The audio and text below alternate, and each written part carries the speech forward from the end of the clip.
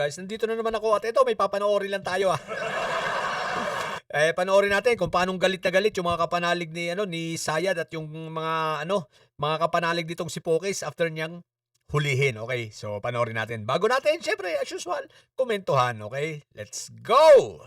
Natin ang proseso! Kayo mismong lumalabag sa batas! Dapat marinig nyo ba? Parang kilala ko to. Di ba ito si Mitra? Ba, Mitra, ang tapang. Kumusta na kayo ni Commander Sayad, si Dado at si Ed TV? Uy! Mitra! Di ba kayong tatlo'y nahamon ko ng debate? Anyari na sa inyo? Nga pala, bigla ko lang naalala guys, alam nyo po may kwento rito Alam nyo po itong tatlong ito na panay ang banta dati sa ating Pangulo, tapos kung ano ng mga pinagsasasabi, itong tatlong may sayad na ito, na mga sundalong kanin. Yan, ito si Mitra, si Dado at si Ed TV. Aba, hinamon ko ng debate. Aba, sumagot ba blinak ako ng dalawang ito pero sumagot itong Ed TV. At ang sagot ba naman ng Ed TV sa akin yung Kuya Ed TV aba, umuwi na lang daw ako ng Pilipinas at personal daw kaming magharap. Sabi ko, teka lang, debate lang naman. Gusto ko lang kasing malaman kung ano yung mga pinagsasasabi ninyo.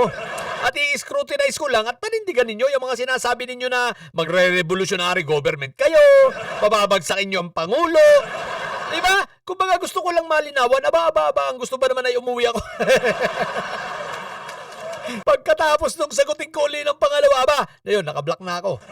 Hanggang ngayon. Kaya wag to ito. Hoy, Mitra, wag kami. Tapang-tapangan ka na naman. Wag to naman. What the heck? Yung mga sundalong kanin na walang pinagretiro at tumanda na lang na walang pinagkatandaan no?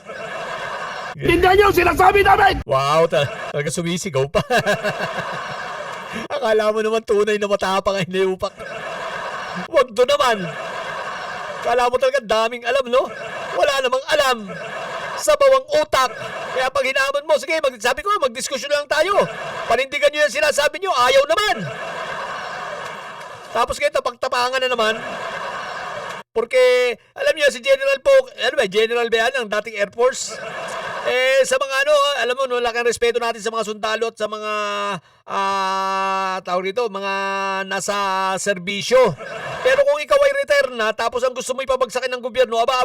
Baka nakakalimutan mong ang pera ng tinatanggap mong pensyon ay galing sa gobyerno. At the same time, ba't di ka lang manahimik? Enjoy mo na lang ang pensyon mo. Enjoy mo na lang ang buhay mo. Sa totoo lang, itong mga ito, kapangyarihan kasi ang gusto. Hindi naman talaga tunay na para sa bayan ang gusto nito Isipin mo, ang ipinaglalaban nila yung may sayad. Isipin mo, ang pinaglalaban nila yung mga sangkot sa EJK. Hindi imbis na kung talagang sila'y para sa bayan, dapat ang damdamin nito para sa katarungan. Justice ng mga nabiktima ng EJK. Pati yung mga batang namatay, di ba? Wala So paano mo ngayon sasabing matuwid ito? Kaya itong mga ito si Pokis, ito si Lamitra, sila Dadot, sila Ed TV na yan. Kahihiyan yan sa hanay ng mga retiradong mga opisyal at mga retiradong mga naglingkod sa bayan. Itong mga ito ay kahihiyan. Sa totoo lang. So wala akong respeto sa mga ito. Pero syempre, nire-respeto natin yung mga matitinong nagretiro na maayos naman ngayon. Na ang gusto lang ay maging maayos ang bansa. Pero ito mga ganitong klase, tapos napakayayabang pa. Magkukudita daw sila. Paano kayo magkukudita nung tipunin nyo yung mga miyembro ninyo? Lahat ay senior citizen. Tapos yung iba nung makita ko sa picture, walang hiya. Mga naka-oxygen. Tapos yung isa may bitbit na, hindi lang isa, may mga bitbit na nebulizer. Kasama ang apo, naka-wheelchair pa. Tapos magkukudita. Hindi kaya nasisiraan ang ulo mo ito. Sige, tuloy nga natin. Hindi to optional! Ayan na! Nakita na natin! Si Atty. Tablatalo! Atty. Tablatalo may kambal malas! Hindi raw optional. Alin ang hindi optional? Nagsisiga-sigaan ka na naman Akala mo naman pakikinggan ka. Magpapanalo ka muna ng kaso, oy! Lahat na hinawakan mo, talo Tebes, ayun, nakakulong. Alice Go, nasentensya. Ano pangalan nito? Cassandra nagtatago. Si Kim Bulok, ayun, nakakulong pa rin. Attorney Tablatalo, puti. Mata nito! Hindi po ito pakiusap! May exit sa kabila. Kala mo naman nakikinig siya. Habang nagsisisigaw, hindi doon nakaharap sa gate. Sumesegue papunta rito sa no? Sa may nagvi-video eh. Siyempre para maririnig kunwari siya. may optics lang. May maipakita lang na kunwari nagsisisigaw siya. We are not requesting, we are demanding! Wow, we are not requesting, demanding ha. Napaka-demanding mo naman. Palagi ka naman talo sa kaso. ang napaka-demanding naman ito ni Attorney Tablatalo. Simula na maging PDP spokesperson naging demanding na. Puro naman talo. Kailangan lang siya kausapin ng lawyer para walang gulo. General na yan! Doon idinadaan. Wow, general na yan. General na wala sa ayos eh. General ka nga, nagretiro ka nga general pero wala ka naman sa ayos. Sinayang mo lang yung iyong pagiging general. Kaya ito si Pokes, sinayang. Hindi mo masisisi ang taong bayan kung mawala ng respeto sa'yo. Dahil obviously, alam na alam ang inyong layunin. Ang pabagsakin ng gobyerno, iupo si Sayad para kayo ay magkaroon ng mga katungkulan. Magkaroon ng posisyon sa gobyerno. At anong kasunod doon? Malamang magpayaman. Kayo pa, kung sasabihin nyo hindi, kung yung sinusuportahan ninyo, ganun. Pero pa, di lalo na kayo. Siyempre susunod rin kayo. Pwede, nandun na kayo sa kalan? Hindi pa kayo magmamantika ang bunganga? Aba. Parang imposible naman yun. Yan, mga kababayan, hindi tumutupad sa batas! Ang mga Ano daw, hindi rin tumutupad sa batas. Hoy, Mitra, tumigil ka na nga! Ang dami mong satsat, ang dami mong sinasabi. Mag-alaga ka lang ng apo mo. Nirarayuma ka na nga. Hindi ka na nga makalakad ng maayos. Nagagaganyan ka pa. Mag-alaga ka, bumawi! Eric sir, any comment sir? Hindi. O yan, uuwi na. Mukhang nakinig, uwi na tayo. Uwi na tayo.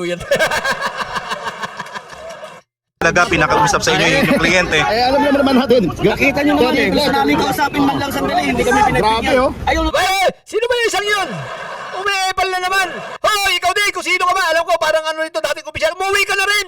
Mag-alaga ng apo. Puro kayo pa epal dyan. Alam naman namin ang gusto nyo kapangyarihan. Mga king nanay ninyo. sa iba'y ginagawa. What's your next action sir kapag What's your next action? Di umuwi. Uuwi na yan.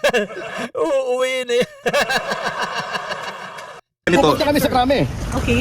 Hindi pwede yan. At irereklamo namin ito. We will... Sa tingin mo, hindi coordinated sa krami yan, bobo. Ang lang, Akala mo, siga-sigaan na naman eh. Akala mo kung sino eh.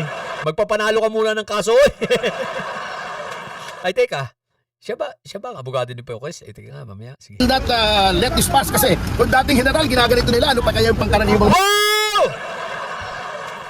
Bumanat na naman ng naratibo. Yung pa-feeling, api ba na, kung yung general ginaganito nila, what if pa kaya, paano pa kaya yung mga ordinaryong tao? Wow! Ang bait. Style bulok. Wag kami, oy. Mga mamamayan, kita po tayo sa krame. Sir, are you expecting na may posibleng ganitong mangyari? Hindi, nagulat kami. Akala na... Nagulat ka pa, ha? Nag-post ka nga. Sabi mo, ine-expect mo na posibleng hulihin. Dahil alam mo na may warrant. Na alam mo na pagbaba niya, posibleng hulihin sa naiya pa lang. Tapos sasabihin mo, hindi mo alam. Di ba nag-post ka pa nga? Nabasa ko pa nga yun eh. Ngayon biglang hindi mo alam. Kaya ka Tablatalo eh. Ganyan ka eh. Kaya mas madalas sa'yo talo. may decent elements yun. Kami na lang kami. O yan. Natin ang proseso. Krami na lang daw, krami. O yan, guys. Eto payo kay payuhan natin si General Pokis. General Pokis, mag-isip-isip ka sa abogado. Mag-isip-isip ka kung itutuloy mo pa yan, ha? Alalahanin mo. Yung mga hinawakan niyang kaso, bubulong ka lang kasi puro talo. Kaya nga siya tinawag na attorney tabla-talo si Topak siya, di ba? Alam lang yan magpa-cute-cute sa camera, hindi naman cute. So, Pokis, mag-isip-isip ka. Mag-isip ka kung itutuloy mo pa bang kuning abogado yan, ha? Alalahanin mo, may samalas yan. May kambal malas yan. Kita mo si Tebes hanggang ngayon nakakulong. Hindi na ipa-house arrest. Si Kibulok, kita mo, nakakulong. Hindi na ipa-house arrest. Lalo na si Cassandra ang nagtago. Pero ang pinakamalupit ay si Alice Go.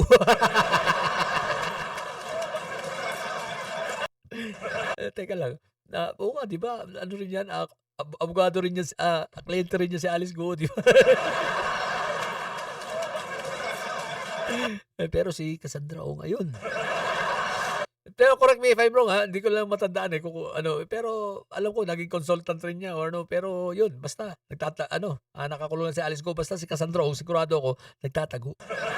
Saka marami pang iba na mga kaso niya puro talo. Kaya Pokis, mag-isip ka. So yun lang.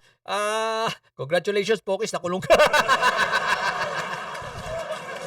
At advance, congratulations in advance sa mga susunod pa kay Pokis.